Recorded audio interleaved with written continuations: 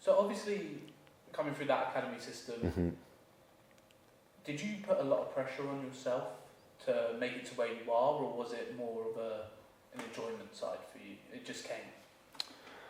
I've been very lucky. I've progressed quite relatively easily, but I remember I think it was under 16s. I wasn't in county, I wasn't in anything, or was it under 15s maybe? And I didn't get selected.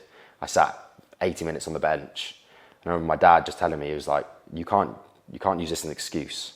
If anything, this is an excuse to get up and try even harder to make it to that next step. So yeah, I think I put pressure on myself, but I think pressure is a privilege.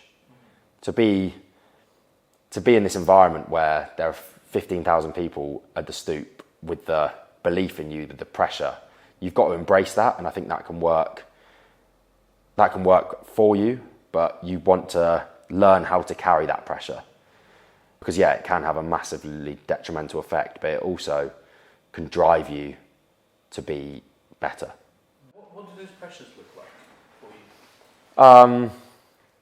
They come in many shapes and forms. Selection's massive pressure. If you don't get selected one week, it's a bit like, oh, why not? Your friends are like, oh, why are you not selected? Blah, blah, blah, that kind of thing. What other pressures are there? Pressures to perform, pressures to push on in your career. You don't just want to stay on the same playing field your whole career. You want to push on to hopefully international honours and everything. So trying to find your way that way. It's actually from a young age, we're media trained, they say, but we're told not to listen to, because you can do 10 good things in a game and one bad thing, and the media will focus on that one bad thing. So we've been told and instilled in us from a young age that focus on those 10 good things. I know that one bad thing will probably feel the worst out of all of them, but you did 10 other brilliant things. So just looking at it in that way has really helped.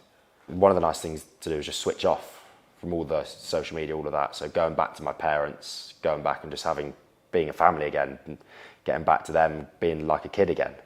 Because I'm still only 23, I'm still very, very young, but yeah, just trying to switch off from it all really helps. Using the experience of boys around you, because there are boys in the club that have done X, Y, and Z, and they've been in the media for negative reasons, but also positive reasons, and they're very good at helping you to focus where you want, helping you to put your mind on those positive things rather than focusing on the negative. And when you say switch off, what sort of things? Just simple things like I've got notifications turned off on all my social media apart from WhatsApp, because that's the one thing we use to communicate at Quinn, so that's the only thing I need. But little things like that, you don't want to be constantly bombarded. If you need a switch off, you want to watch a film or you want to go out for some food, having all your notifications off is a brilliant way to just switch off. I think it obviously depends on the person, depends on your job and everything, you might need that, but I find it very helpful I go on my phone on social media when I want to go on my phone on social media. It's not constantly pinging. So yeah, that time just to switch off and have a bit of me time is really nice. I think I must have read it somewhere, I've seen an article, and I was like, that's actually a really good idea, because it makes you want to go on social media as well, or not want to all the time, but when you're on it, you can actually enjoy it. Yeah, it's not letting social media control you. You control social media, yeah. Exactly that.